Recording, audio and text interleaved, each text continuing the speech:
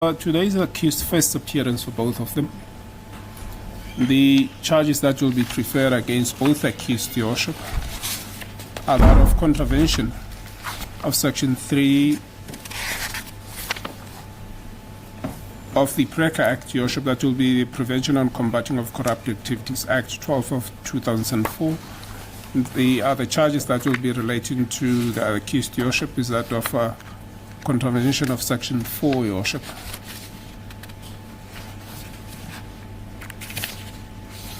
Your Worship, both accused, Your Worship, have presented themselves to the investigating officer, Your Worship, and I can just place on record that the charges that will be preferred against the accused fall under the ambit of our Schedule 5, Your Worship. It is by virtue of the following facts. Can I please have the charge sheet, Mr. Mufakabi? Your Worship, the charge sheet is before court already. Oh, the J50. before court. Correct, Your Worship. Let me just check. Oh, I thought it's under this.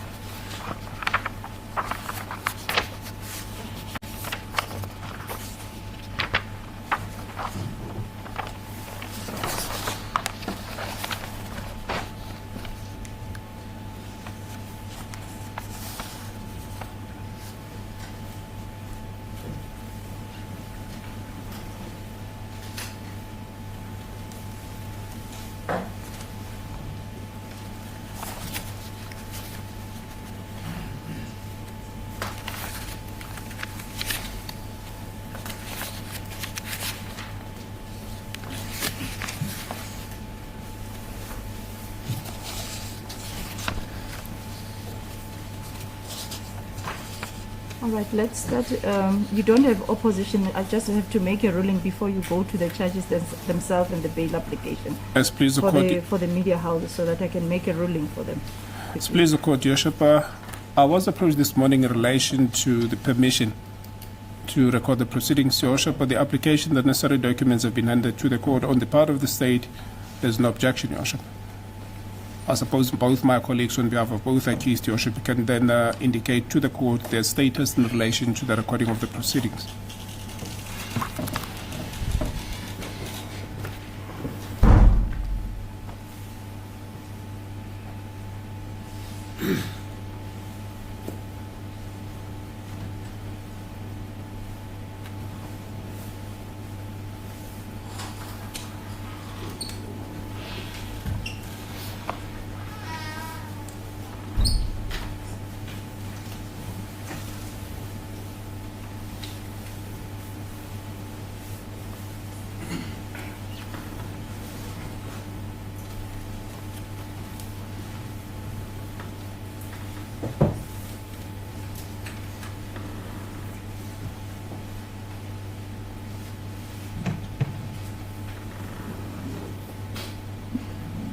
Mr. Small-Smith?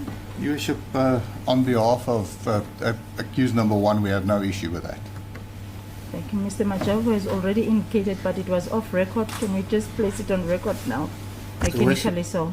On behalf of my client, Mr. Zizi Kodwa, as a public representative, he appreciates the role of the media in a constitutional democracy. In the result, he has no objection to the media being admitted to cover these proceedings. As the court pleases.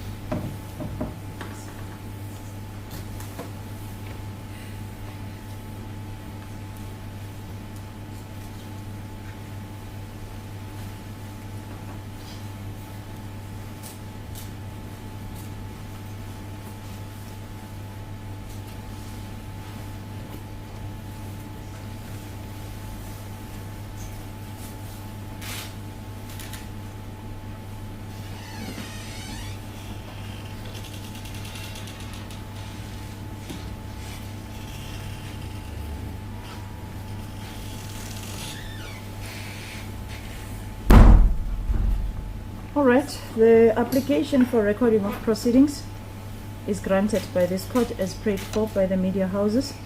I requested that there should be no movement during the proceedings. I also request that the equipments or apparatus that you are using should not disturb the mechanical recording that we use in the court. All right.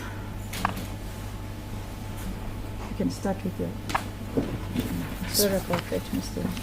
As please the court, Your Worship, just for administrative purposes, Your Worship will note that attached to the J15 are 2 warrant of arrest that has been executed today, Your Worship. I humbly request that both warrants be cancelled in respect of both accused, Your Worship.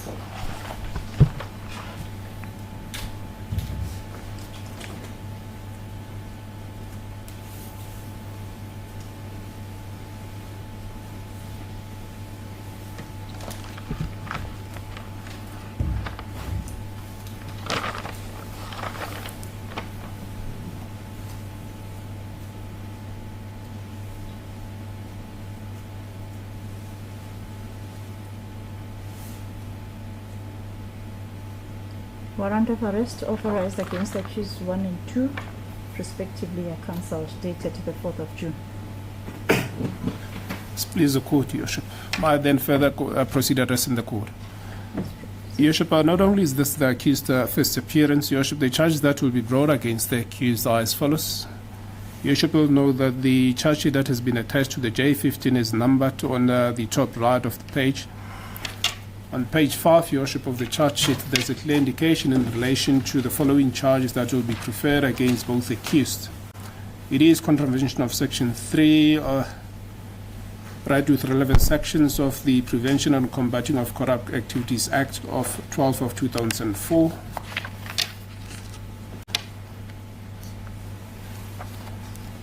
Firstly and secondly, Your Worship, on page 8, Your Worship will note also that it is further the following charges, Your Worship, that it is contravention of Section 4, right with relevant sections of the Prevention of Organized Crime Act 121 of 1998, Your Worship. The state submit that the charges that are preferred against both accused, Your Worship, fall within the ambit of Schedule 5. It is because of the following reasons. Page 3 of the charge sheet indicates the amounts that are involved, Your Worship, and the total amount is 1,680,000.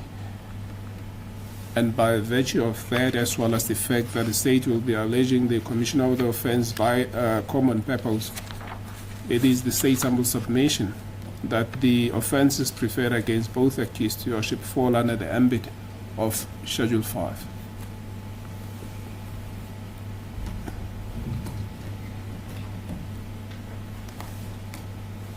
Is that all from your side? Your Worship, on part of the state, that should be all. In the light of the fact that it is a Schedule 5, Your Worship, obviously the defence bears the onus of proving that it is the interest of justice that the accused can be released on bail, Your Worship. Please the court.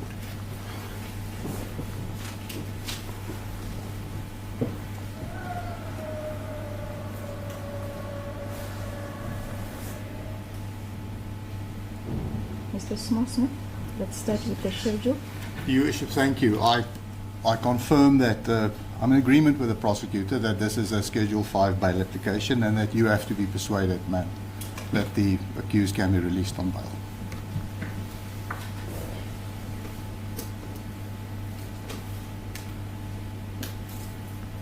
Mr. Major, confirm the same, Your Worship.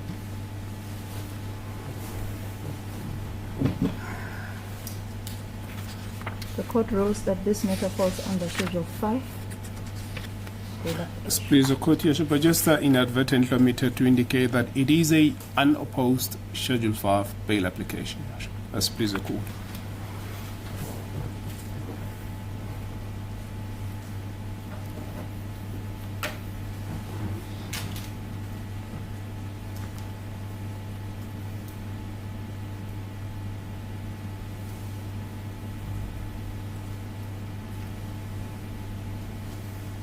Before you start, Mr. Smith, let me just warn the two applicants before court. Can the applicants please rise? The court is going to warn you regarding the provisions of Section 6011, capital B of the Criminal Procedure Act. You, as the applicants, you have a duty to disclose a record of your previous convictions, a record of your pending cases where you are released on bail, and a record of any protection orders that were granted by the court pertaining to the Domestic Violence Act or the Protection from Harassment Act. If you willfully mislead this court or refuse to provide that information, when convicted for failure to disclose that information, you will be sentenced to a fine of 80,000 rands or 2 years imprisonment. I hope I'm audible enough. All right. I know I speak a bit softer, but I hope I'm audible enough. So let me start with applicant number 1. Did you understand what the court has said? Yes, sir. Number 2? Yes, sir. Thank you. The rest I'll get from the attorneys, but if it's not covered pertaining to Section 6011, capital B, I'll inquire before they close their case. So on the second aspect, the court is going to warn you of your duty, in fact, of your right to remain silent. It's a constitutional right to remain silent in any court of law. Now, you have a right to remain silent when this court is dealing with the facts of the case. So you have a right to remain silent on the facts of the case, because this is a bail proceeding. However, if you waive your right to remain silent and disclose the facts of the case, this court is warning you that the evidence presented in this court will be used in the trial court against you and will be presented as a prima facie evidence.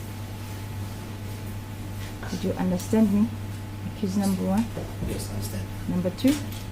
Thank you, may be seated. All right, before you start, Mr. Smith, I just want to record the rights quickly.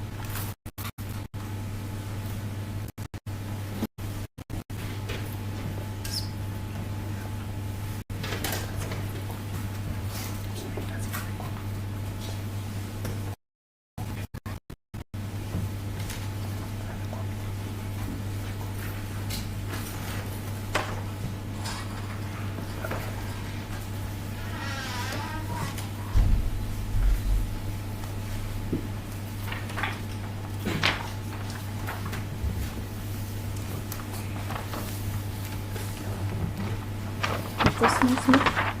Since the honors rest with the applicants, you can open your case. Your Worship, thank you. I've explained to the accused that even though the state may indicate that they don't oppose bail, the ultimate decision lies with you. Thank you. Your Worship, we've prepared an affidavit, handed it to the prosecutor for him to consider. I beg to read it into the record, Your Worship. Do you have an extra copy for the court? I can So that I can follow the present proceedings. the court easily? with an extra copy. It is in fact a signed one, which I can hand up, and then I can just read from the copy. Thank you. Your Worship.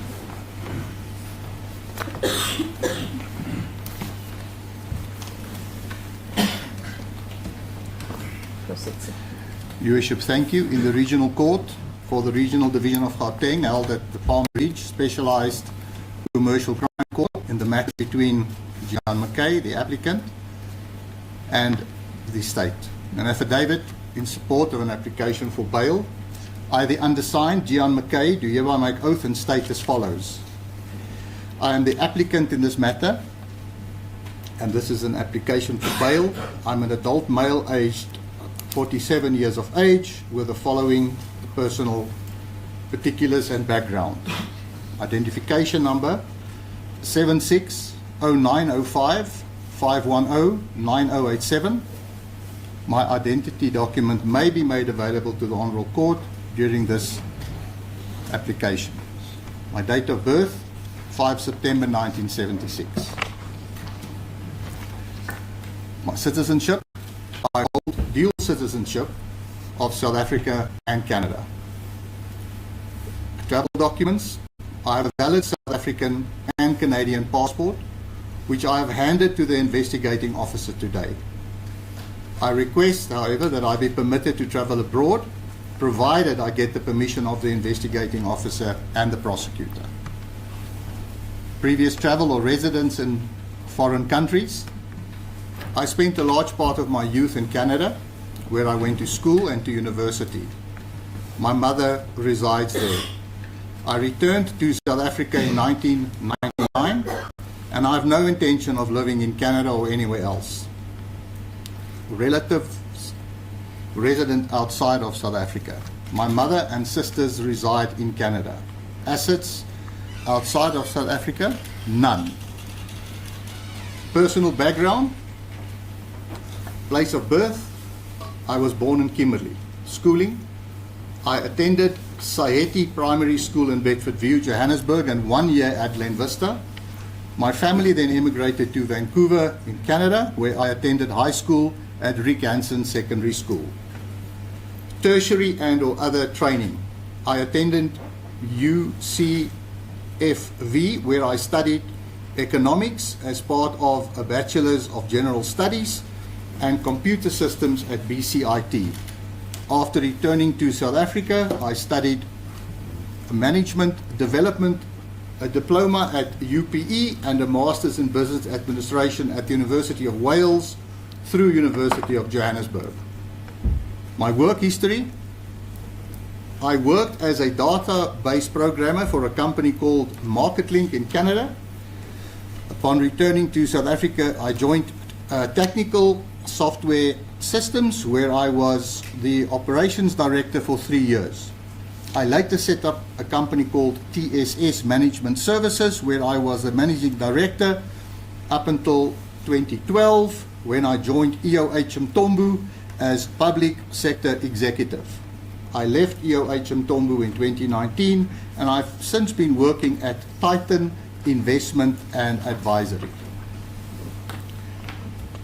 General remarks regarding the background and permanency. South Africa is my home and has been my permanent residence for the past 25 years and will continue to be so. My father, with whom I have an exceptionally close relationship, and I left Canada together and moved back home.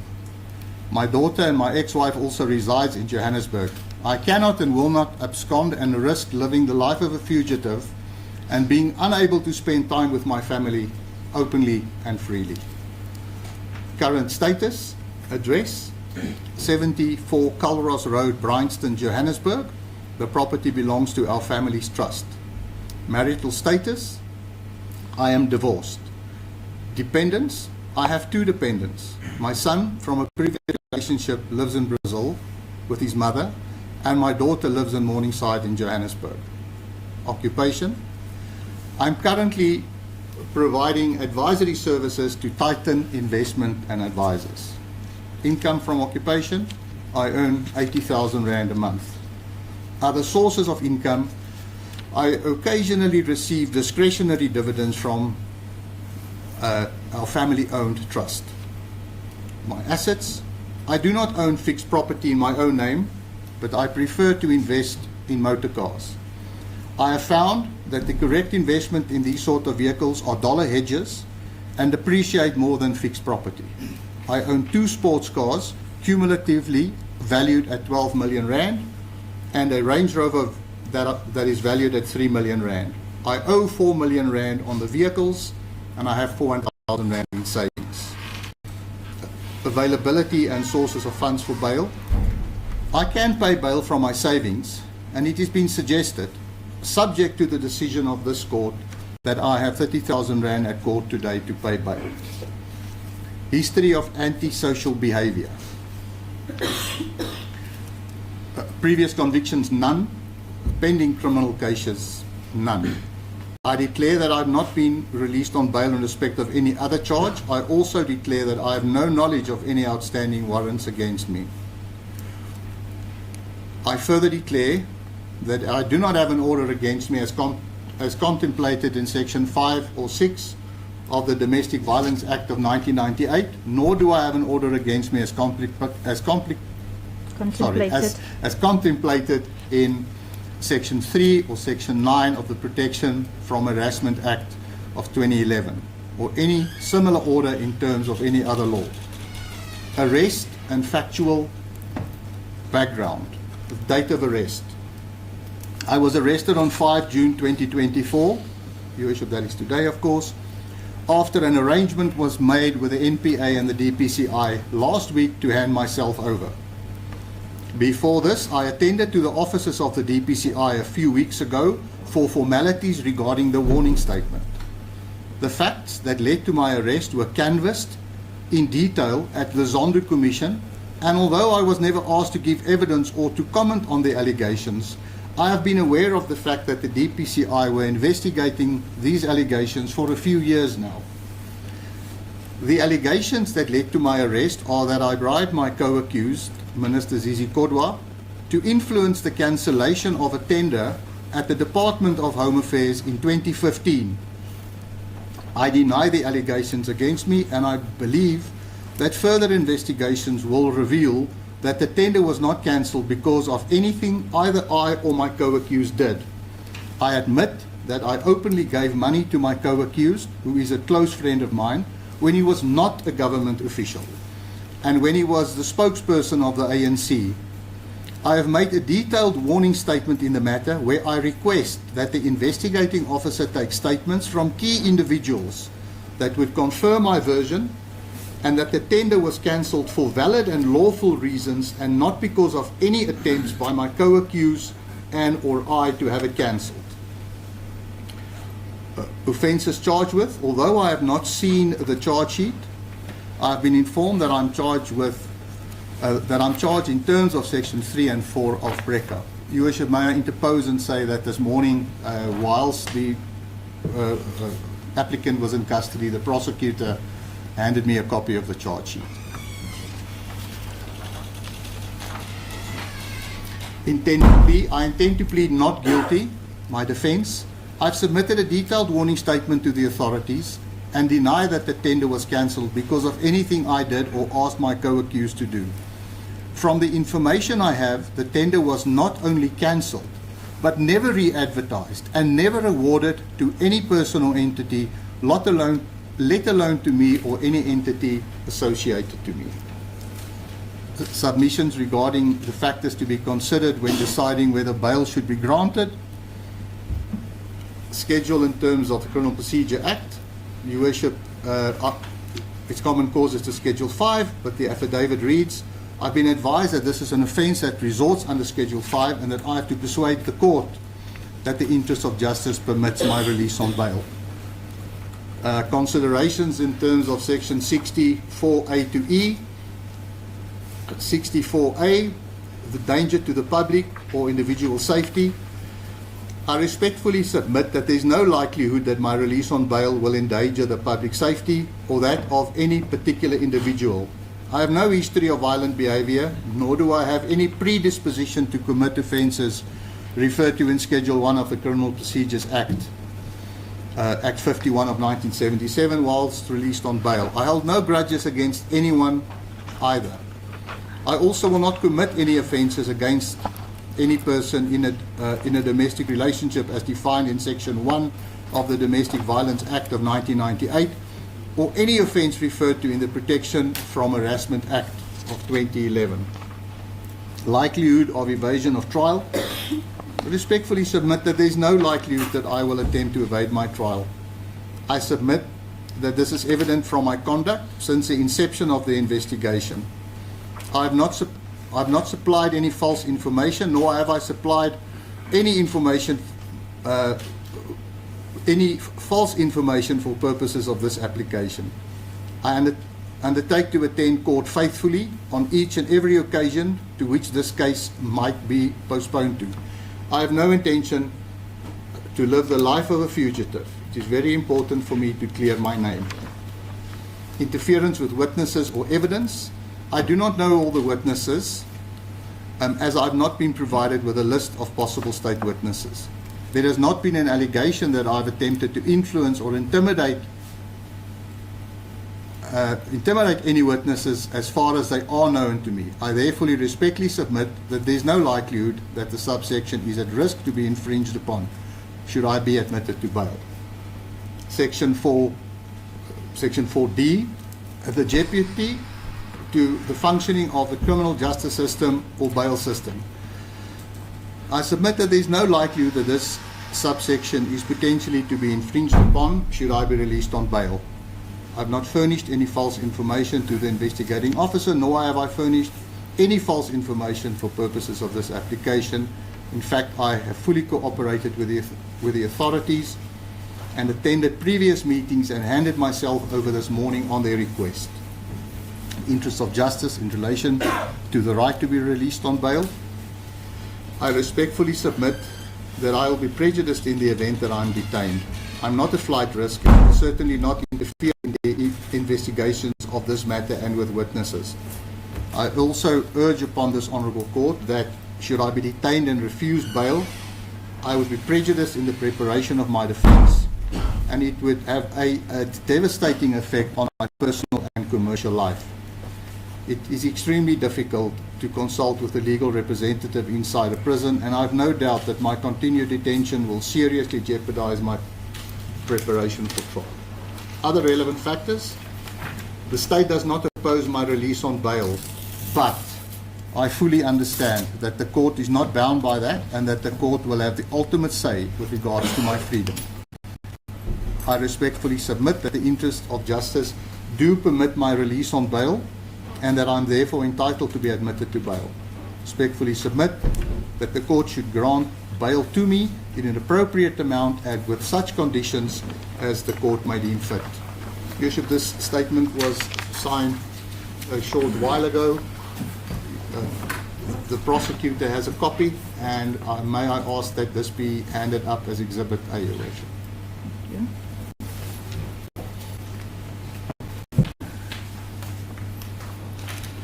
Your Worship, lastly, as far as the applicant is concerned, we are not going to adduce any verbal evidence, and that would be his case for bail. Yeah.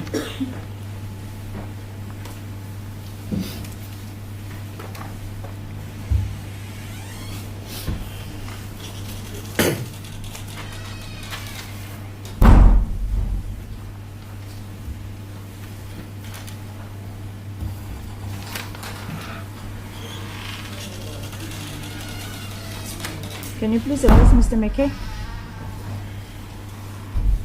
Did you understand the contents of the affidavit that was read on record? Yes, I did.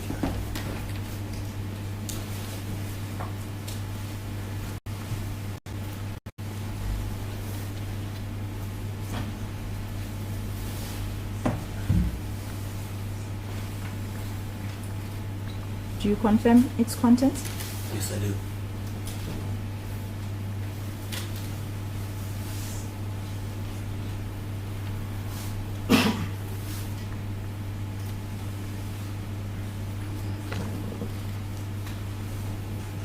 You may be seated, sir.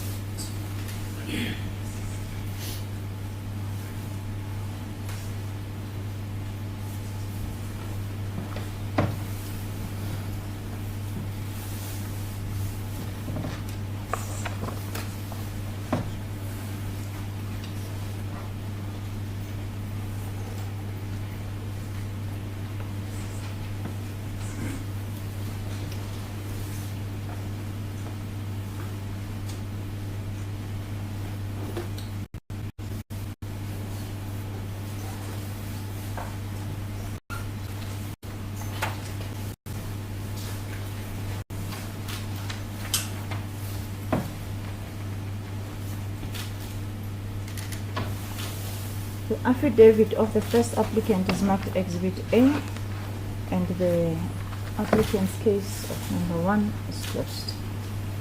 You may move, Mr. Major, the application.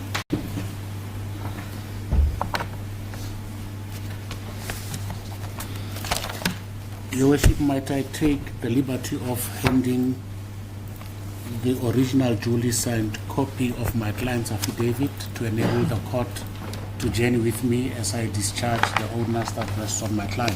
Thank you. Secondly, Your Worship, may I also deal with a few preliminary issues for the sake of completeness. Firstly, Your Worship, I can confirm, flowing from the court's warning of my client, apropos section 6011 capital B, A, Roman figures 1 and 2, that he has neither a previous conviction nor cases pending. Fortunately, we deal with that in the body of the affidavit. What we do not expressly canvass, and I'm indebted to the court, is with regard to the protection order bit. He will confirm that when the court engages with him. But I can gladly tell the court that he does not have any protection order in place. In fact, his beautiful and loving wife is in the gallery today. I can also confirm that from my engagement with the state, this is indeed an application that proceeds on an unopposed basis. That we don't take it. I have explained to my client that the ultimate decision rests with the court. I therefore proceed against that background. The affidavit reads as follows. In the Regional Court for the Regional Division of Gauteng held at the Specialized Commercial Court, Crimes Court in Johannesburg, case number SCCC 37/2024. The matter between Netiso Good Enough Zizi Kodwa as the applicant and the state as the respondent. Between parallel lines, this is an affidavit in support of a bail application in terms of section 60 of the Criminal Procedure 51 of 1977 as amended, and it reads as follows. I, the undersigned Netiso Good Enough Kodwa, ID number as stated, do hereby make oath and state as follows. 1. That I am the accused and applicant in this matter, currently employed as a Minister of Sports, Arts and Culture in the 6th Administration in the Republic of South Africa, having been so appointed in March 2023. And prior to that, I was appointed as a Deputy Minister of State Security in 2019. Incidentally, that Parliament has prorogued. I'm an adult male, 54 years of age, having been born on 19 January 1970. I'm a South African citizen, having been born in the Republic of South Africa. I do possess and I'm the holder of a valid passport, including an official passport by virtue of the office I hold. Needless to say, I travel outside of the borders of the Republic of South Africa from time to time as the exigencies of my oath dictates from time to time. My residential address is 154 Epping Drive, Danefen Golf Estate in Johannesburg. My family and I have been living and ordinarily resident at this house for the past 2.5 years. Apropos my personal circumstances, I'm gainfully employed as a Minister of Sports, Arts and Culture in the 6th administration, which has recently prorogued in the light of the elections a few days ago. My family background, I'm married to Mrs. Zizi Kodwa, and we've been blessed with 2 minor children aged 6 and 6 months. I do own movable property, as I am the bona fide possessor of a motor vehicle Discovery Land Rover 2020 model valued at 950,000 rands, which is still under installment sale agreement. My wife and I, to whom I am married in community of property, own furniture and appliances and household effects valued at 350,000 rands. I also own my personal effects estimated at 80,000 rands. Immovable property, my wife and I are current lessors of the property referred to above as my current residential address, which we intend to purchase in due course. Bonds or contacts outside South Africa. I do not have any family or contacts or friends who are permanently based outside South Africa. Neither do I have any offshore accounts. Previous convictions. I do not have any previous convictions. Pending cases. I do not have any cases pending that I know of except the current one. I also confirm that my lawyer has warned me about the consequences of a false declaration in this regard and still stand by the answer I've given herein above. The current case. I'm aware of the nature and gravity of the punishment which is likely to be imposed should I be convicted of the charges against me. May I interpose to indicate that I confirm that I've only recently been placed in possession of the charge sheet now in court, and I take no issue with that, neither does my client. And I intend pleading not guilty, and I'm determined to attend court on all these dates as directed by the Honorable Court to do so, as I have full faith and confidence in our criminal justice system. I will disclose my version at the appropriate stage during the trial and will take the court into my own confidence. At that stage, having been duly furnished with the contents of the docket, I would know in greater detail the actual allegations against me and the case I am required to meet. A brief factual matrix. At this stage, I gathered that my prosecution is a sequel to the findings and recommendations from the State Capture Commission and or some parts of my testimony to the Commission. I went to the Commission out of a deep sense of respect for the rule of law and participated therein with a clean conscience and in line with willingness to be held accountable. I never located myself as being above the law. That position has not changed, notwithstanding how I feel about this prosecution. I will not attempt to evade my trial or in any manner undermine the administration of justice with reference to this matter. I accept that by absconding, I will forfeit my bail money to the state and can be rearrested and remanded in custody with no option of a fine. I confirm that I have no intention of interfering with state witnesses, as I have no knowledge of who they are at this stage. Nor do I have any intentions of concealing or destroying evidence in the possession of the state. Thus far, I have cooperated fully with the police. Given the fact that at this stage my legal representatives have not yet had sight of the docket, I am unaware of any outstanding evidence to be collected, and thus less likely to frustrate those efforts. Hence my undertaking not to do so in the future up until the finalization of my trial. I am willing to comply with all bail conditions in terms of Section 62 of the Criminal Procedure Act as amended that this Honorable Court may deem necessary in granting me bail. I am also prepared to hand in my personal passport to the investigating officer should the court so direct. Alternatively, I undertake to notify the investigating officer should I be required to travel outside the borders of the Republic of South Africa. At all material times during my arrest, I cooperated fully with the police. My legal representative was also in direct communication with the investigating officer as well as the senior state advocate who is responsible for this matter.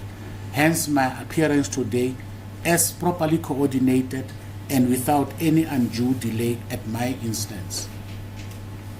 Regarding the merits of this case, I elect to exercise my right to remain silent, save to the extent that I will disclose my defense fully at the appropriate stage of the trial.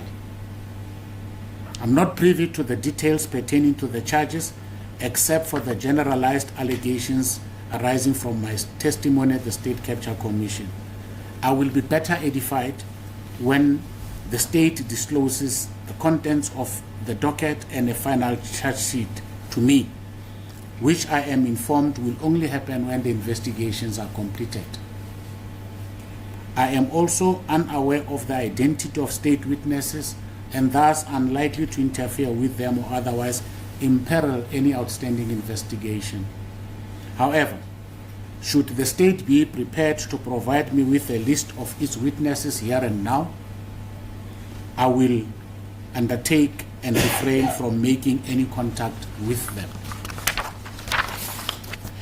I can afford bail in the amount of 25,000 rands, which I have with me. I have also been advised by my legal representative that the posting of bail is not in and of itself meant to be a punitive measure, but rather a process that is aimed at fairness and equity and ensuring that if admitted to bail, I do not invade my trial. I am also prepared to put up any collateral as may be directed by the court, only should that be deemed necessary. I will certainly suffer an impediment to the preparation of my defense if I'm kept in detention. I humbly request this honorable court to grant me bail in the amount of 25,000 rands, as I believe that it will be in the interest of justice that I be released on bail or in any manner as the court might determine. I am also prepared to comply with other conditions which the court may impose. I submit that I'm not a flight risk. Even on the assertions made by the prosecution regarding the circumstances of my arrest, it is clear that I'm not a flight risk. If anything, I was eager to make my first appearance even on an earlier date, and that much the investigating officer can confirm. For all intents and purposes, my conduct thus far is indicative of the fact that I'm a good candidate to be admitted to bail. My roots are deeply entrenched in South Africa, and it is in my interest also to stand trial and clear my name. I have been advised that in terms of the Constitution of the Republic of South Africa, I'm presumed innocent until actually announced guilty by a court of law. I have also been made aware that my imminent arrest has been publicized in various forms of media by those who seem to know more about me than me. For the record, I can confirm that the investigating officer and other law enforcement officers treated me fairly, but no differently. My preparedness to cooperate was made at the first available opportunity. In fact, the investigating officer, Colonel Bojosi, even commended me for the promptness with which I returned his one and only call. I even went to meet him at his offices without my legal representative to sign the warning statement which set the process of my appearance in court in motion. However, my constitutional rights cannot be sacrificed at the altar of publications and other statements by my political detractors, over which I have no control. For what it is worth, and in the light of my utmost cooperation, I was informed by the investigating officer that they would not oppose my admission to bail, and the same sentiment was expressed to me by the legal representative of the state in the form of the senior state advocate handling this matter. In conclusion, I'm a law-abiding citizen and an accountable leader in my own right. I have full confidence in the judicial system of the Republic of South Africa and will, like any other constitutional subject, respect the rule of law. I genuinely believe that I have discharged the onus that rests on me to demonstrate that the interest of justice indeed permits my release on bail. The statement was duly signed on the 2nd day of June 2024 at my offices in Mondio, and it is duly attested to in front of a commissioner of oaths. That is the applicant's affidavit. May I ask that it be admitted into record and marked Exhibit B if the court would so permit. Thank you. And I confirm that we do not intend to lead any further evidence, oral or otherwise, and that would be the applicant's case. Unless there is any aspect that the court might wish to hear me on, that is our application. Thank you, as the sir. court pleases. Thank you.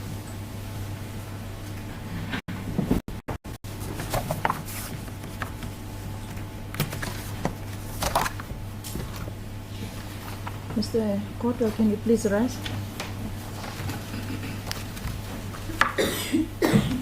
Did you understand the contents of the affidavit that was read on record? Yes, sir.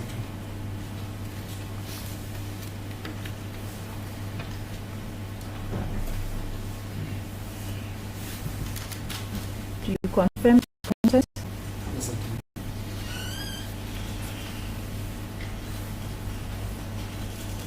All right, your attorney indicated that you omitted in the affidavit itself to include the fact that are there any protection orders granted against you? There are none. Thank you.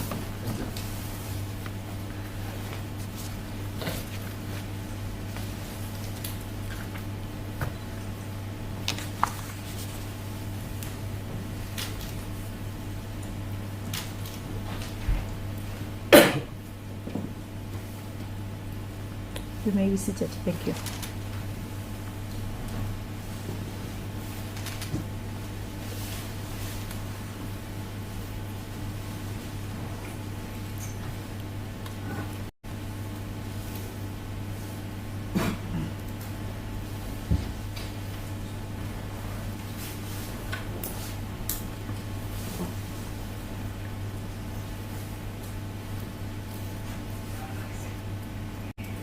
Your cell phones, I'm requesting now for the last time. Show your cell phones, please. I humbly request.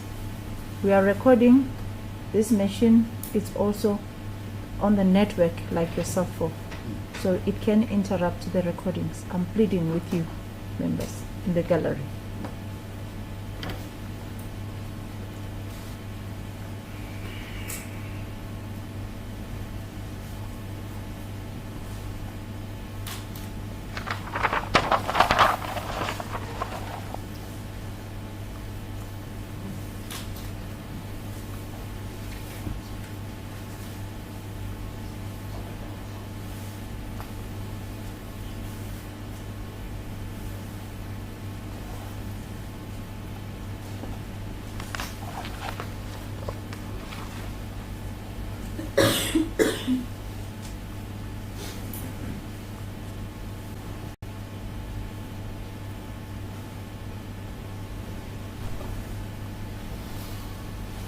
The affidavit of the second applicant is marked Exhibit B, and the case of the second applicant is closed. I'm handing over to you, Counsel, Mr. Kabi. Please, the court, Your Worship. Your Worship, as indicated earlier, the application is unopposed, Your Worship.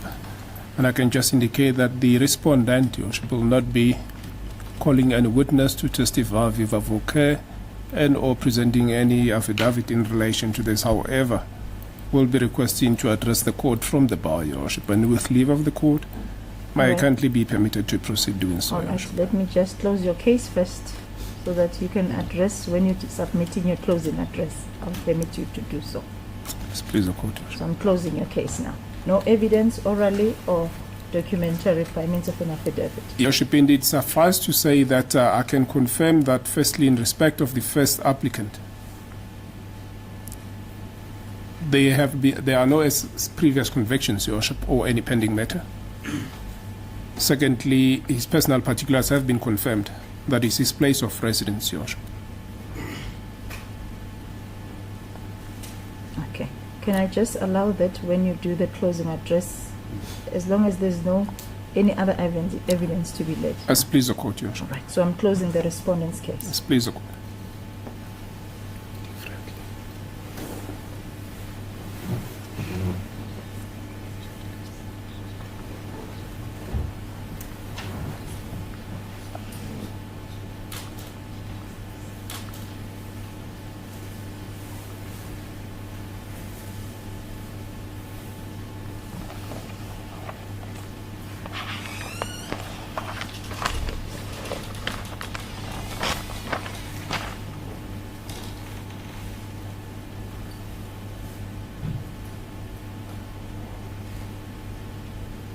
Mr. Smallsmith, may I just get your closing address, sir? Your Worship, thank you. Your Worship, one may wonder why, where the state has no objection to bail and the accused wants bail, that the ultimate decision lies with the court. And the reason for that is very simple. You are completely objective, not involved in the matter whatsoever. You played no part in the investigations. You do not know the accused, and you would adjudicate the matter on the evidence presented before you today. That is how our legal system works. Your Worship, the basic principles of bail I do not have to address you on. It is mainly to strike a balance between the personal liberty of the accused, for him not to be detained unless it's necessary, and to make sure that the interests of society is not prejudiced by his release, in that he may interfere with witnesses and the investigation. It's not a form of anticipatory punishment, and it should not be punitively applied. So under those circumstances, Your Worship, I believe that the evidence should move Your Worship to decide that it is in the interest of justice for the applicant, accused number one in the matter, to be released on bail. Your Worship can indicate to me if you would like me to address you at this stage already on the conditions, or if you would only like me to address you on that once you've made your decision. No, the full address, it's okay. Your Worship, thank you. Your Worship, the ability of the accused to pay a reasonable amount of bail has been presented to Your Worship. The only real issue that we have would be the accused's ability to travel abroad. We did not take any chances by not handing in both his passports, and may I recommend that that one of the conditions of bail is that he is entitled to travel abroad if he presents a proper itinerary and the investigating officer and the prosecutor agrees to it. We would be quite happy with that, Your Worship, and that under those circumstances his movements would be monitored by the authorities. Your Worship, lastly, you've seen it in the affidavit. This is pretty much a textbook appearance in court. There was police investigation that was done. Accused was called to present himself for the making of a warning statement a few weeks ago. No high-handed and jack-booted arrest followed. The police and the NPA requested him to surrender himself this morning. He did. He was properly processed, brought straight to court, and here we have, at the first appearance, a proper and a detailed Schedule 5 bail application. In an ideal world, we would like all matters to be dealt with like that. Your Worship, under that circumstances, I believe that it is in the interest of justice for the accused to be released, and I request that that would also be your finding. Thank you.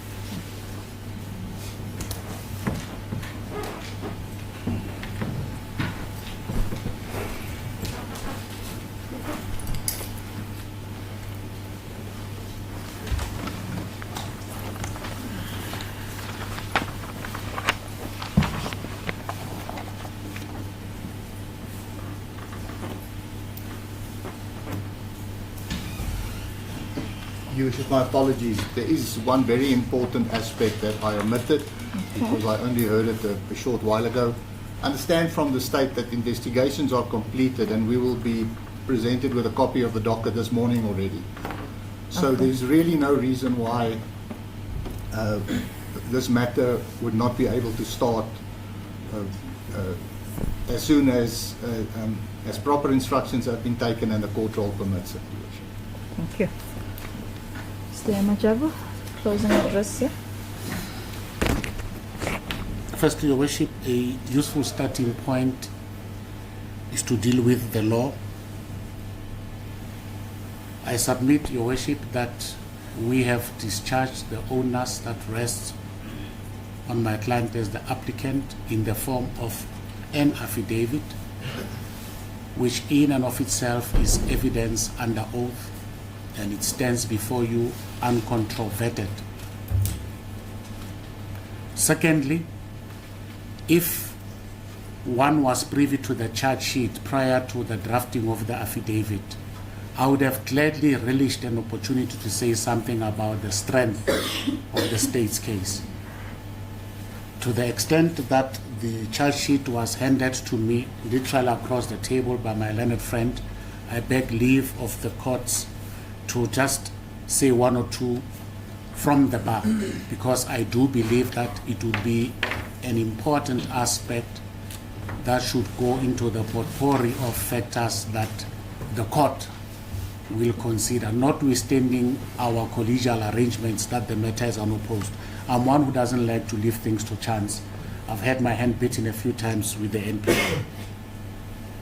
Your Worship, it is clear that there is reliance to the principle of common purpose, which I can tell you for free has not even been properly pleaded in the charge sheet.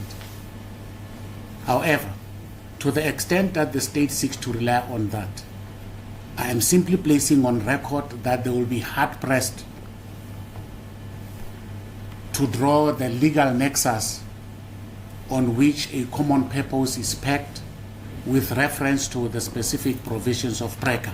I would have dealt with that in my client's affidavit to demonstrate that all there is a carbon copy of what was said in the Zondo Commission. We'll deal with that when we peruse the content, and I'm glad that it will be made available today. I would have been remiss if I don't touch on that.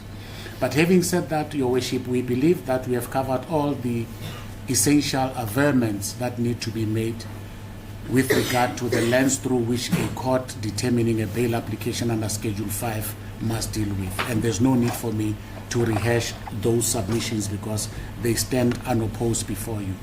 The only last issue to deal with, and I'm latching on to what my learned friend has said, if indeed the investigations are complete, then there is little or no reason for any other form of stringent bail conditions apropos the investigation being imperiled may be attached. However, we do not say that the court is not at liberty to impose any other conditions as the court might deem fit. However, to the extent that the court might be, and pardon me for being futuristic, inclined to give a condition with reference to the contact of state witnesses, I think now it may be opportune for the state, when he's on his feet, to then say, these are the witnesses that we would like you not to make contact with, because it is no longer a secret, because the investigation is complete and will be given a content of the docket today. If we don't deal with it in that manner, Your Worship, we run the risk of being back here to deal with a possible application for the variation of a bail. And I'm saying it collegially and with respect. That's the one thing. The second thing, Your Worship, you will note that in the bail affidavit, we deliberately state clear of saying anything about the official state passport. That does not belong to my client as of right. He can be recalled to confess. He might not even be a minister beyond these proceedings, and therefore, by operation of law, that particular passport must go back to the state and it be destroyed. So we are not being disingenuous when we elected not to say much about it. And of course, with regard to his personal passport, our offer still stands. If the state feels that they need it for whatever reasons, we'll gladly hand it over, provided that in the event he were to be required to travel for personal or whatever means, as a non-flight risk, we believe that he should be entitled to have that opportunity to travel be availed to him. Lastly, and this is on strict instructions, regardless of what you decide, Your Worship, my client has instructed me to firmly place it on record that he does not locate himself above the law. He does not. It is unfortunate because he's a politician, which is a matter of public record, that anything that pertains to his rights is even violated by those who are supposed to protect his rights. It's not for the court to have any ruling to be made on this, but I am under instructions to say, at the first available opportunity, one phone call by Colonel Bojosi, he was raring to go and he went to see Colonel Bojosi earlier than what he would have intended. And lo and behold, out of the goodness of his heart and as a respectable and respectful citizen, his imminent arrest was publicized. Information pertaining to the details regarding the charges was given to the media.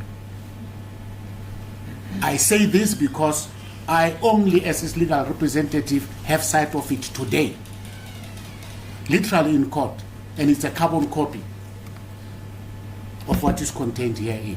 I'm simply asking the court to take judicial notice of that because it does implicate directly on his rights as encapsulated in Section 35. The fact that he's a minister does not denude him of his rights and does not entitle the NPA or anyone for that matter to violate his rights in the manner that had happened. I do not cast aspersions on my colleague in court.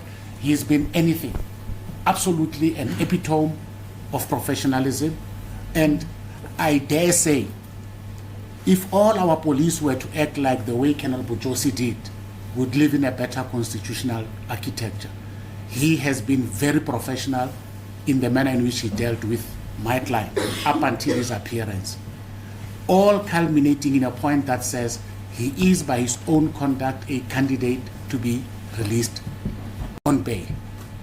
And having said that, and mindful of the fact that the court has not had any evidence to the contrary, I believe this is a point at which I must shut up, because I do believe that I have made the point on behalf of my client. And if the court is so persuaded, I will humbly ask that he be released on 25,000 rands of bail. If there is any other intended conditions that the court is thinking of imposing, I'm ready to deal with those considerations while I'm on my feet. Other than that, Your Worship, I am indebted to the court and my colleagues for the indulgence. I do believe that Mr. Zizi must be sent home. Thank you. As the court pleases. Thank you, sir.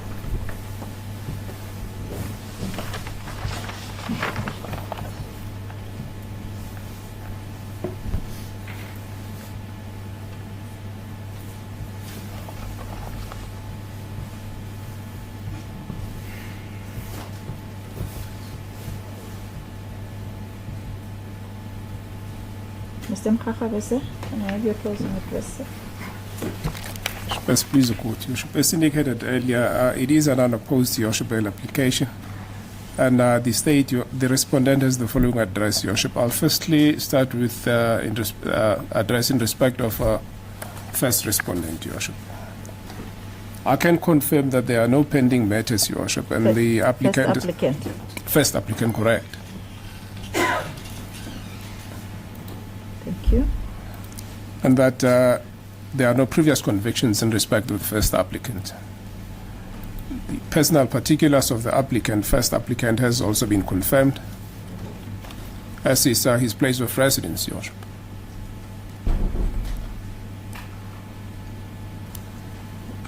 The manner of arrest of the first applicant, Your Worship. The applicant was telephonically contacted around the 15th of May this year, that is 2024, where a warning statement was obtained. He has been in contact, Your Worship, with the investigating officer, with his legal representative, which then eventually culminated in him handing himself over to the police, where he was then arrested this morning, Your Worship. So that would imply that the first applicant, Your Worship, is not a flight risk.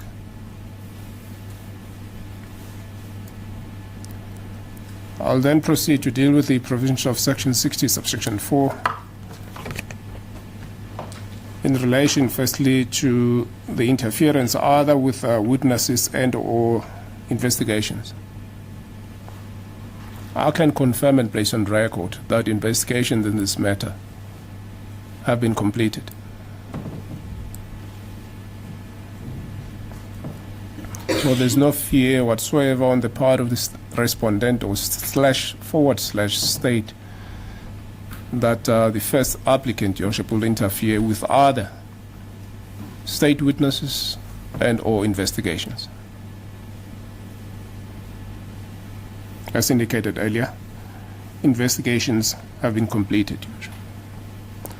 I can further confirm that the first applicant's 2 passports are currently in the custody and/or possession of the investigating officer, Colonel Bajos, Your Worship.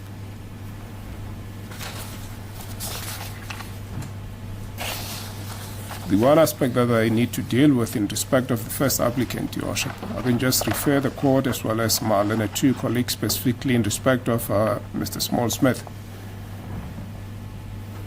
Your Worship will know that the affidavit have been numbered at the bottom right, and I'm specifically referring to paragraph 1.3.1, which will be on page 2.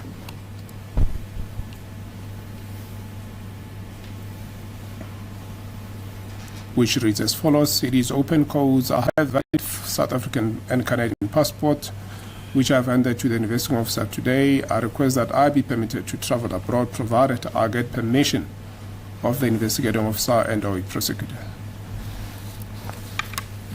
Your Worship, with regard to the permission by either the investigating officer or the prosecutor, Your Worship, I suppose it should just be a bail condition that when either of the accused, but because I'm currently dealing firstly with the first applicant, which is to travel, Your Worship, that should be communicated to the court, and that the court can get an indication with regard to the itinerary, and when that is done to the court, Your Worship, I think it's much more easier, rather than the prosecutor and the investigating officer being involved in this, Your Worship. So I suggest, if the court so wishes, that it be placed as a bail condition that when the first respondent wishes to travel, the court can then be approached with the necessary application and the itinerary. Then the court can then record that on the charge sheet, Your Worship,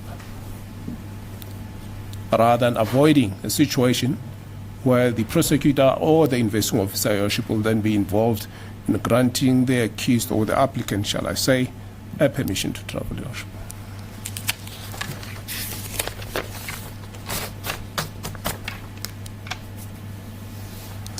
The other aspect, Your Worship, that I think I needed to touch on, Your Worship, is in relation to the warning statement, Your Worship.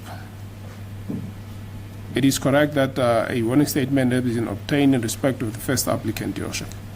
And that will, however, be dealt with at a later stage in respect after the remand of this matter.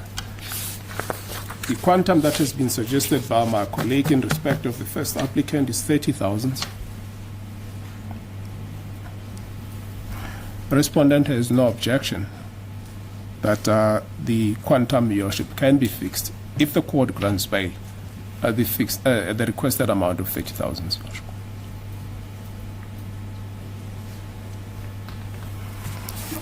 In respect of the first applicant, Your Worship, unless there is any other aspect on which this honourable court wishes to hear me, that will be the address in respect of the first applicant.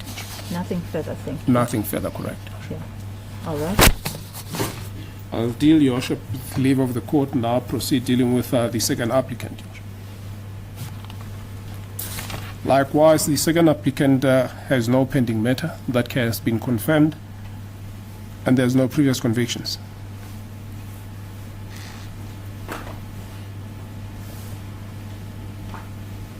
personal particulars of the second respondent has been confirmed that is his place of residence.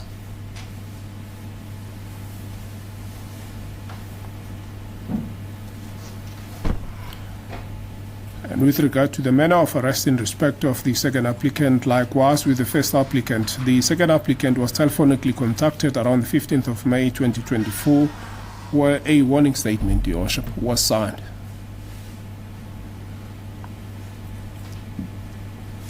That would speak to the fact that he has been aware in relation to the investigation and the existence of the matter, firstly.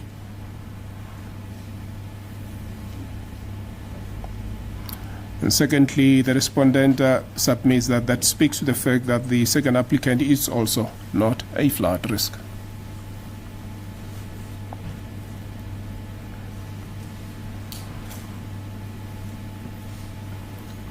The respondent has already indicated to this Honourable Court that investigations in this matter are complete.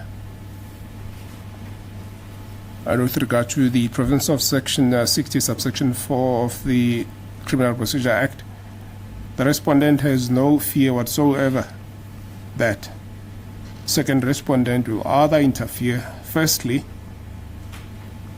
with investigations and or with witnesses.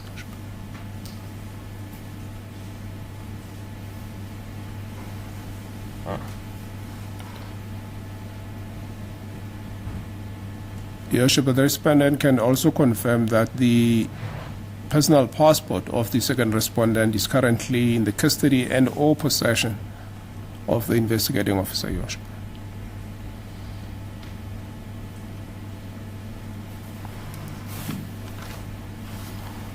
But there are a couple of aspects or issues that has been raised by Mr. Majavu on behalf of the second respondent. And firstly, that will be in relation to the merits of the matter, Your Worship. This is a bail application.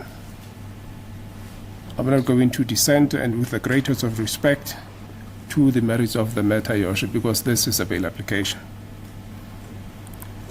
With regard to witnesses, Your Worship, my colleague had suggested that the state at least should provide the court with list of witnesses which the state intends to call, so that at least the second respondent can know, and by extension, the first respondent would know who the witnesses are in this matter, Your Worship. Your Worship, indeed, the investigations are complete. Copies of the docket are ready to be provided to the defense.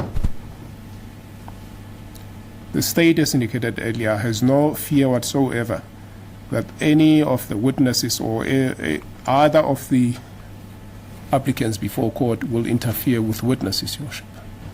If by any chance that arises, Your Worship, that will be dealt with at that particular stage, Your Worship. But there is no fear whatsoever, and that should be re-emphasized, that the respondent has no fear whatsoever that either of the two applicants will interfere with the witnesses. The issue of passport that has been raised by Mr. Majavu, Your Worship, it's already been dealt with. It is the personal passport of the second applicant is currently in possession of the investigating officer, Your Worship. And likewise, the issue of traveling, if he wishes to do so, the second respondent, Your Worship, it would only be appropriate, Your Worship, as I have already indicated with regard to the first respondent, that by extension be applicable to the second respondent, that when the bail condition should then be ordered by the court, that when the second respondent also wishes to travel, the court be approached with the necessary application, with the necessary itinerary, and the court will then make a decision in respect to that particular application, unlike, as indicated earlier, that either the state or the prosecutor or the investigating officer should decide or be advised about the possible traveling abroad of either of the applicants.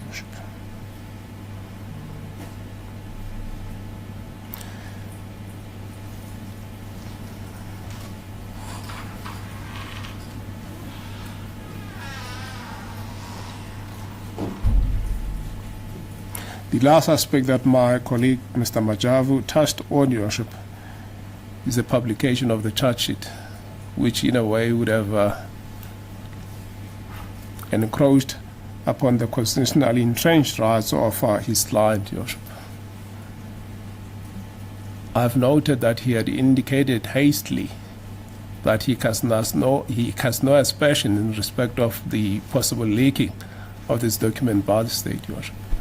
I can clearly indicate, Your Worship, that I only gave or provided both my colleagues this morning the charge sheet.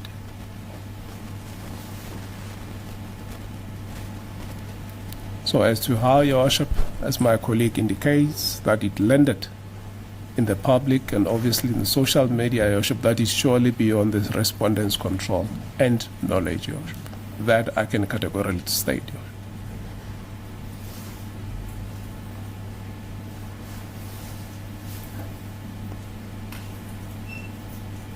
I have noted, with regard to the quantum that has been suggested in respect of bail by the second applicant, it is 25,000 rands, which is obviously distinct from what the first respondent has suggested, Your Worship. The respondent's submission, Your Worship, in this matter is that bail should not be denied by the fact that it is unaffordable to the applicant. The respondent has no objection in respect of the amount that has been suggested in respect of the second applicant, Your Worship. So the 25,000 rands, Your Worship, is amenable to the respondent, Your Worship.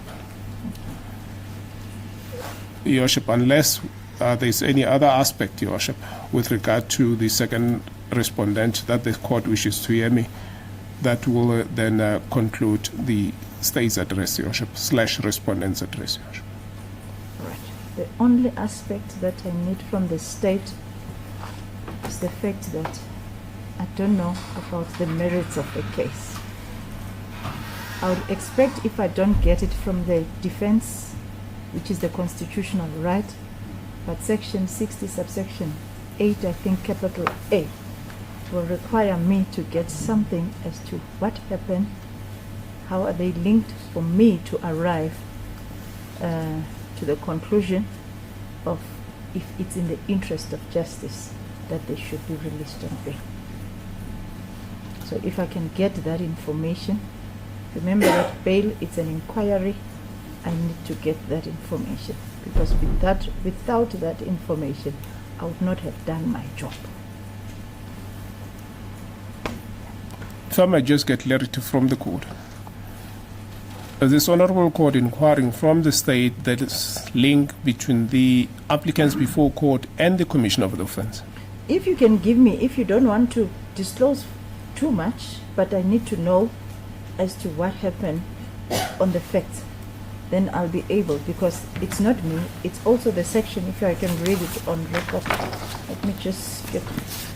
Bishop, I do not have any doubt as to what the court is currently inquiring and with regard to the knowledge by the court of the law. Suffice to say that I can just indicate at this stage, Yeah. the charge sheet is attached to the J15, Your Worship, and there are facts in relation to the preamble to the charge sheet, Your Worship.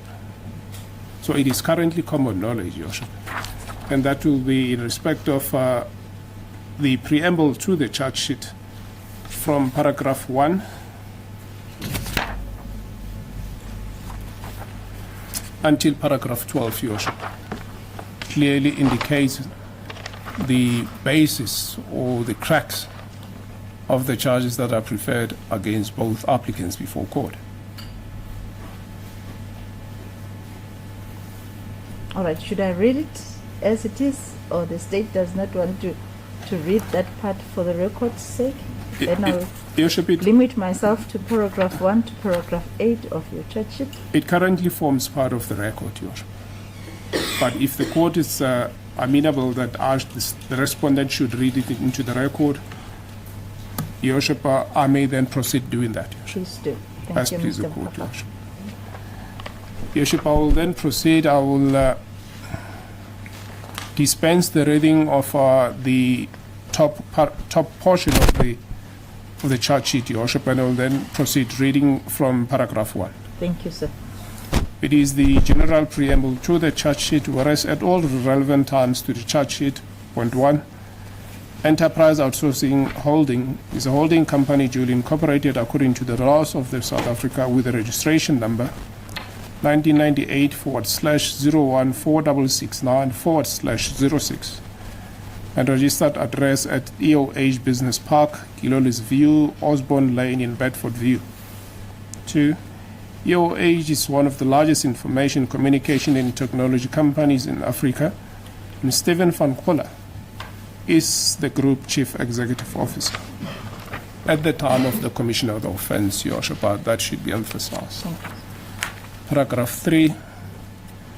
Tactical Software System Bitua Ltd, in brackets TSS, is a private company duly incorporated according to the laws of the Republic of South Africa with the following registration number 1997/004051/07. And 4. The directorship of TSS has changed over time and between the period 23rd of October 2012 and the 18th of September 2013. Accused number 1 was the director of TSS. According to the records of the CIPC, on the 6th March 2015, on the 5th of March 2017, email correspondence was forwarded to accused 1 as the representative of TSS regarding the notification that the annual returns of the aforementioned periods were due. Point 5. TSS operates an ABSA bank account with the following account number: 4079003128. The signatories of the said bank account are Daniel Colin Keith McKay and accused 1. Point 6. Accused 1 further operates a personal bank FNB bank account with the following account number: 622333888439, in respect of which he is the sole signatory. 7. Accused 2 is a member of the African National Congress, ANC, in brackets, during the period January 2014 and December 2017. Accused 2 was employed as the national spokesperson of the ANC. 8. Accused 2 operates an ABSA bank account with account number 4079757032, in respect of which he is the sole signatory. 9. State Information Technology Agency, COCT Ltd, in bracket CITA, is a state-owned company charged with the responsibility of IT services to the government, with its registered address as follows: 459 Tita Street, Erasmus Kloof in Pretoria. 10. On a regular basis, CITA invites private entities to a tender process as service providers where CITA does not have the capacity to render the specified IT services. 11. For the period April 2015 to February 2016, accused 2 received the following direct payments and luxury accommodation paid by and or facilitated by accused number 1. Your Worship, that is contained in the schedule. I'm not sure, should I read that or dispense with the reading, Your I Worship? think we're all aware of the schedule contained in the charge sheet. So we dispense with the reading thereof, Your Worship. Thank you. Dispense with the reading of the That's schedule. pleasant. I'll then proceed reading on paragraph 12, Your Worship. Proceed, sir. The direct payments and luxury accommodation as set out in paragraph 11 above, paid by or facilitated by accused 1, to and on behalf of accused 2, were gratifications as defined in Section 1 of the Prevention and Combating of Corrupt Activities Act 12 of 2004 for the interventions by accused 2 in a government procurement process to advance the interest of accused number 1, TSS, and EOH. Paragraph 13, Your Worship, 14 and 15 only refers to the legal definitions, firstly in respect of what gratification is, and secondly the definition of unlawful activities in respect of the Prevention of Organized Crime Act 121 of 1998. Thank you. I think that will suffice for the court. Thank you, Mr. Makaka. As please the court. Is there any other aspect on which this one? Thank As you. please the court, Your Worship. If there's any reply to the address of the state from the defense, I will allow you to do so. Your Worship, I'll be brief. It seems as if the only issue here is what do we do in the event that the applicant wants to travel overseas? May I say he's got no plans at the moment. May I also say that my suggestion that the police and the prosecutor has to approve it is because of the fact that their stance on bail is that it's an unopposed application, and you've heard their view on the unlikelihood of the applicant running away, if you've excused the colloquialism. Why I did not recommend that you should have a say on that, ma'am, is because it is going to create unnecessary legal fees and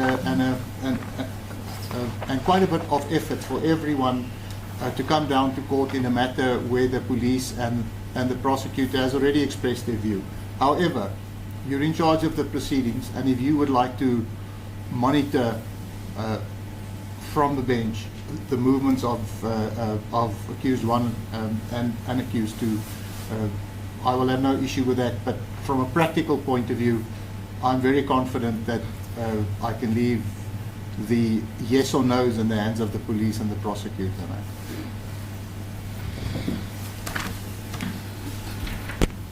Your Worship, I do have something to say. Firstly, there was merit to my reference to having not said something about the merits. My understanding of the law is that for the court to exercise its discretion, it has to have some semblance of what the issue is about. So the court was spot on when the court asked that question. With respect, it is not open to the state to say we don't want to descend into the merits. Otherwise, on what basis can the court then exercise its judicial discretion? But I'm happy with how the court has dealt with that aspect. I will not belabor it. Safe to say, if we had the charge sheet, we would have quite simply pointed out to the state the error of their ways. We should have weighed heavily in the consideration of whether or not the interest of justice permit my client's sentence. We can't just leave it to chance just because the state says we're not opposing. And the point is this. My learned friend says to you, paragraphs 14 and 15, don't worry, it just talks to the definitions. But exactly that is the nub of the issue. We are brought here on common purpose. It's a fact. We are brought here on breaker. And central to the whole case is the issue or the definition of gratification. And you know what is interesting, Your Worship? You look at what the allegation that has been read into the record is about who paid who and the schedule that we omitted. And my client is described as an ANC official, a spokesperson, Noha. Not in government, no indication in the preamble as they are required to do by law, not because Majavu says so. What is the nature of the gratification of an unlawful nature from a non-government official? And as a matter of fact, the ANC is not even co-accused here. That is why I refer to it. But that's an issue about which we'll fight in the trial court. But there was moment to that submission. The issue with regard to the suggestion that the court should monitor the movements, with respect, it is unmeritorious. It is going to be an abuse of the already strained judicial resources. In instances where the state says, no, both of them are not flag risks. In fact, they handed themselves over. So on what basis can it be suggested that a court must then be drawn into administrative aspects? I do not leave it, like my learned friend says, in the hands of the court. I strongly submit that the court should stay clear of that arrangement. If one thinks of it practically, we are all practitioners here. When a legally trained person says an application to the court, it presupposes a formal application on notice. Now, and that application must be adjudicated to by a judicial officer. What dispensation in the Criminal Procedure Act makes provision for that? I'm simply saying, in all politeness, that we are overburdening the judicial system. there is absolutely no mischief that can be said to be sought to be avoided by the imposition of that condition. I therefore humbly urge the court to rather, if the court is so inclined, leave it at saying the applicants, certainly on behalf of my client, he must do no more than notifying the investigating officer. He does not have a direct link with the prosecutor for that matter. It is for the investigating officer to liaise with the prosecutor who's managing that particular docket and to say, I intend traveling, here is my itinerary. Ordinarily, the courts don't get involved in those extracurricular arrangements. Why now? Why now? I ask rhetorically. So I stand by my submission that if the court is inclined to go in that direction, I didn't even realize that the passport was already handed over. That on its own is a step enough to restrict his movements. Other than that, Your Worship, I stand by my submissions, and I'm glad my learned colleague has clarified the issue about the leakage of the charge sheet. I was not suggesting that it is him. He's a decent fellow. I've known him for many years. But the fact of the matter is the media and other people other than my client have a duplicate of this charge verbatim, and I only got it a few minutes ago as confirmed by him. It is something that we'll deal with outside of this court, but I just needed to place it on record, Your Worship. Those are my submissions. As the court pleases. Thank you. If I may, Okay, Mr. Mkhakhabe. just one aspect, and that is in relation to whether or not both applicants, Your Worship, when intending to travel at a later stage, should then approach the court, or there should be an arrangement between the prosecutor, investigating officer, and any of the clients, Your Worship, or the applicants. I, for one, Your Worship, I'm not going to monitor the movements of not only these applicants before court or any other accused for that matter, Your Worship. So I'm not going to be involved in relation to that. If the court is inclined to take the view of the defense in relation to that, there must be an arrangement between the investigating officer and the applicant, Your Worship.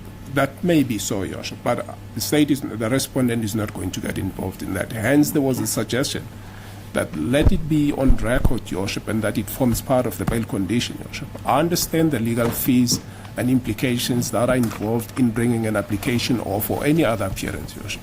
But this respondent, Your Worship, cannot certainly be involved. And I'm glad Mr. Majavu raised this, that the applicant or accused does not have any direct contact with the state, Your Worship. And as a result, if that were to be done, it should be done, if the court is inclined to do that, between the investigating officer, Your Worship, and the accused, Your Worship, /respondent. However, I still suggest that it should be on record, formally in court, so that that can be done on record, Your Worship. That will be the respondent's final address. Thank you, sir. All right, I will just give an extemporary ruling just to speed up this matter.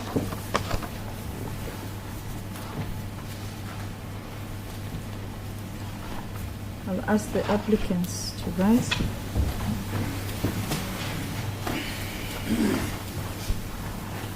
The first and the second applicant are standing before this court on charges of corruption, where the amount involved falls under Schedule 5. They are lodging an application for their release on bail.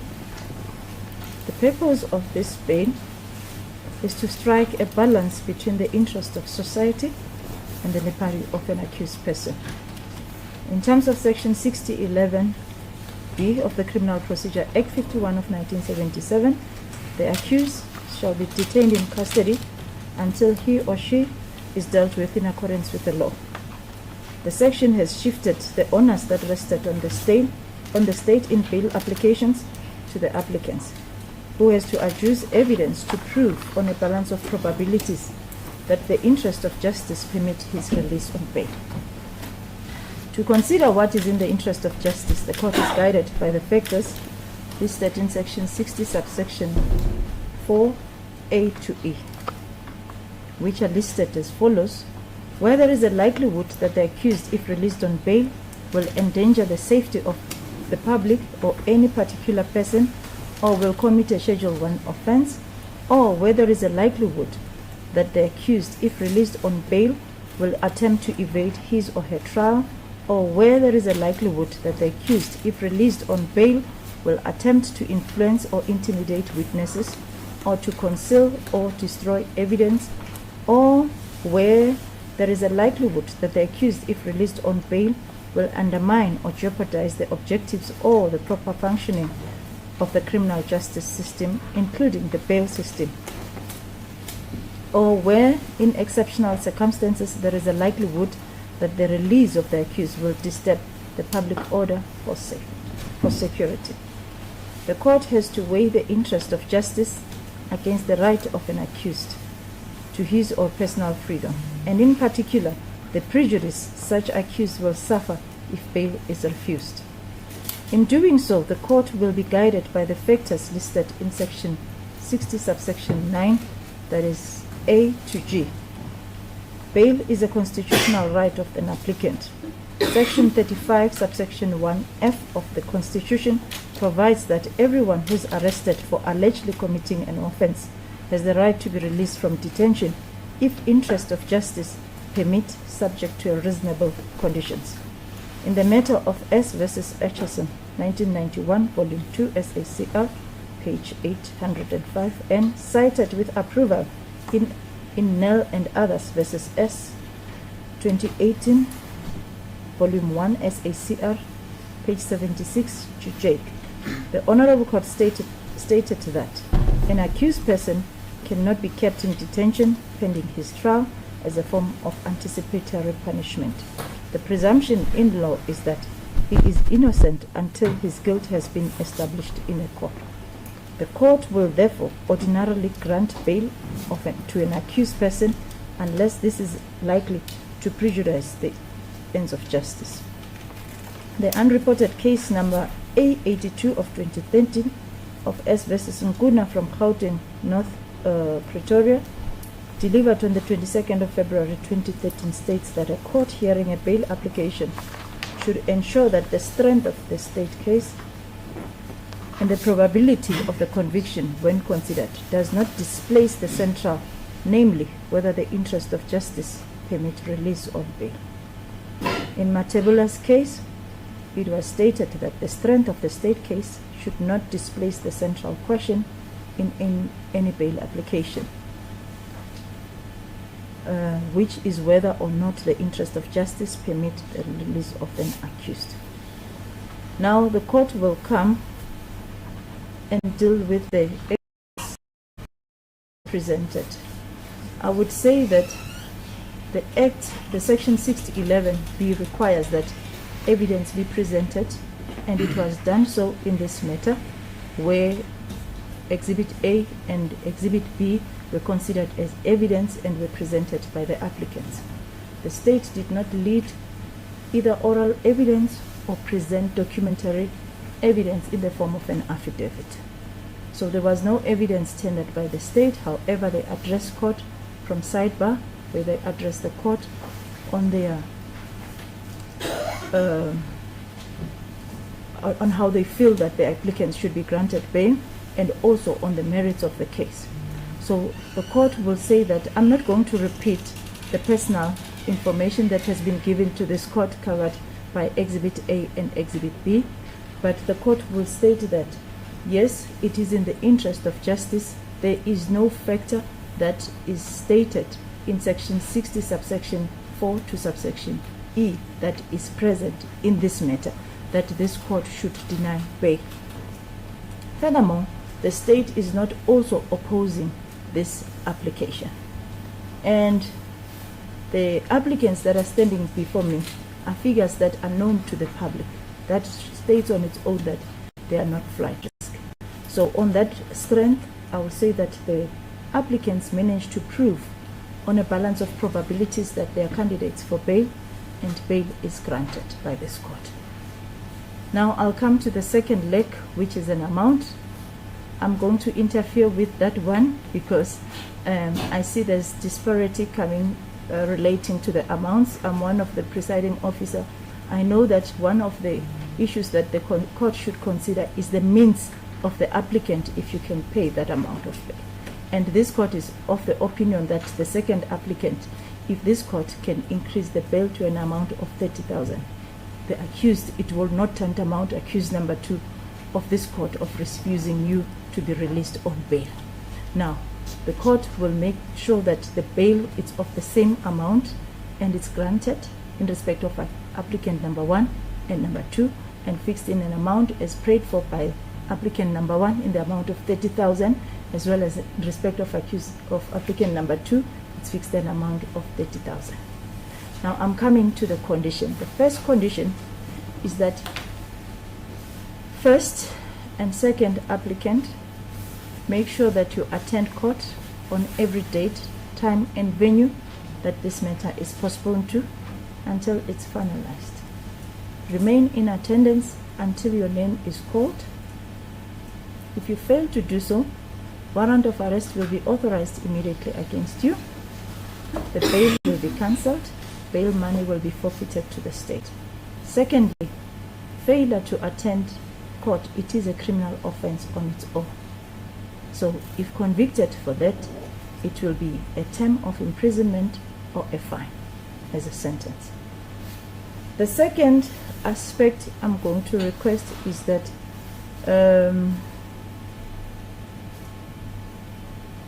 it pertains to the passports. I agree that the passports which I have been handed to the investigating officer, probably I'm talking about the personal passport, I don't have any issue regarding the one of the state pertaining to applicant number 2, because that one falls away the moment you lose the position. So on the personal passports, will be kept with the IO till finalization of this matter. All the personal passports that you have, applicant 1 and 2. If there is a movement that is warranted outside the country, the IO should be informed of that movement so that the IO can know about your movement. I know I heard Mr. Mkhakabe saying that I don't want to be involved.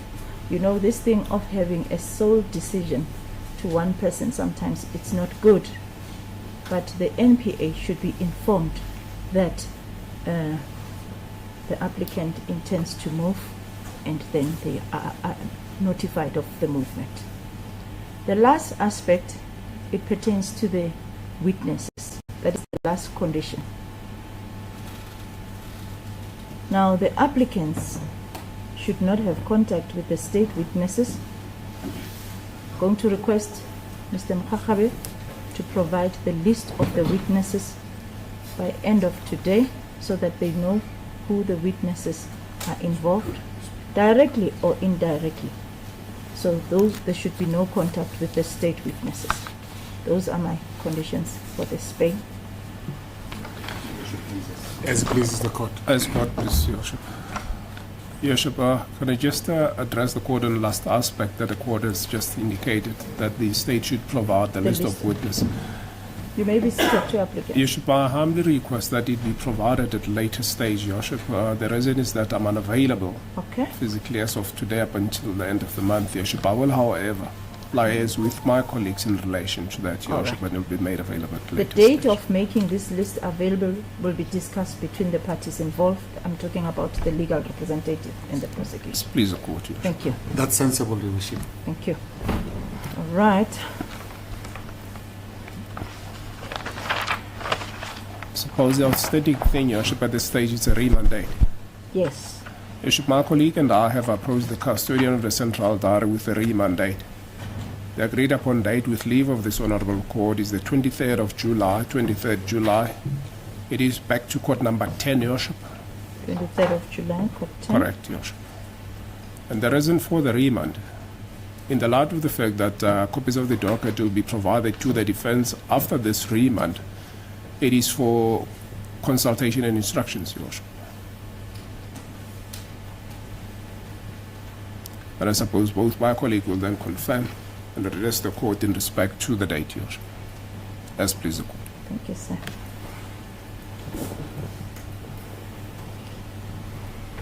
Mr. Small-Smith?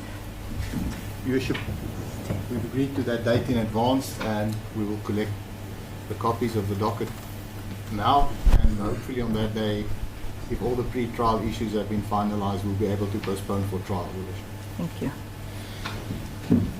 Your Worship, I confirm the suitability of the date. I also confirm that my learned friend on behalf of the state has indicated that the investigating officer is in a state of readiness to give us hard copies of the docket today. And on that basis, between now and the next date, we should engage with regards to all pre-hearing matters so that we don't overburden this court unnecessarily. So if the docket is made available, it's all systems Thank you. as a court pleases.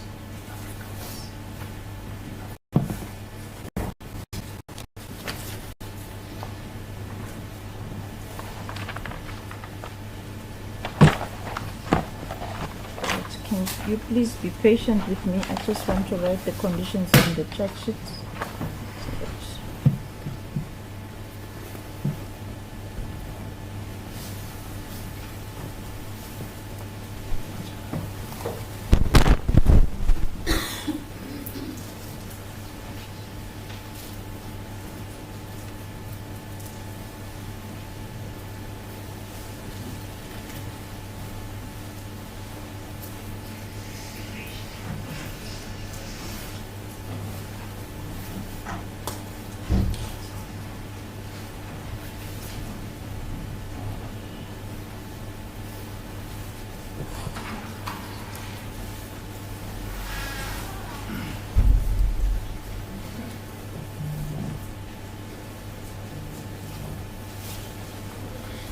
Your Worship, may I beg leave of the court to approach? You can do so.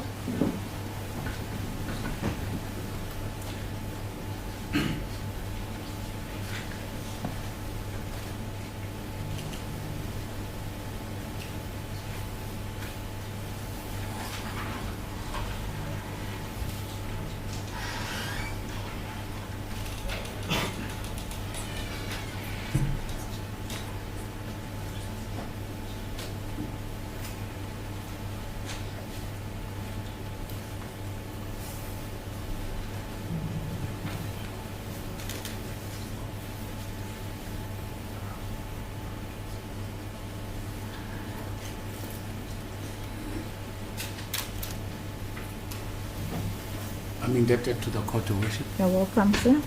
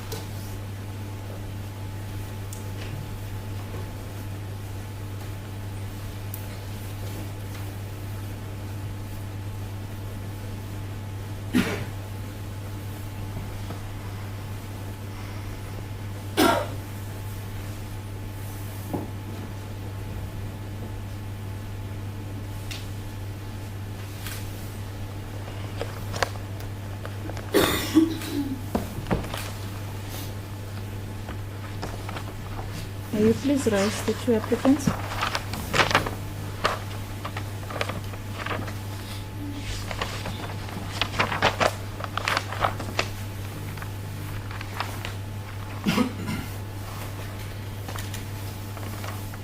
Now your matter is transferred to court number 10. The matter is postponed to the 23rd of July, back to court number 10 at 8:30. It is for consultation as well as instruction. Accused 1 and 2 in custody, bail granted and fixed at 30,000 for each accused. Thank you. You may step down.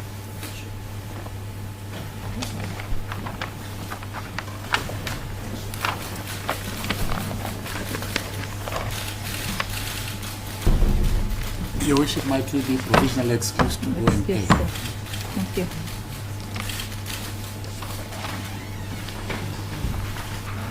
All right.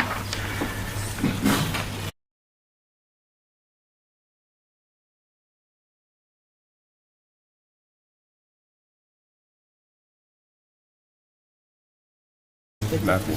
Okay. All right. I'm going to give Doreen the charge sheet. I just want to finalize here.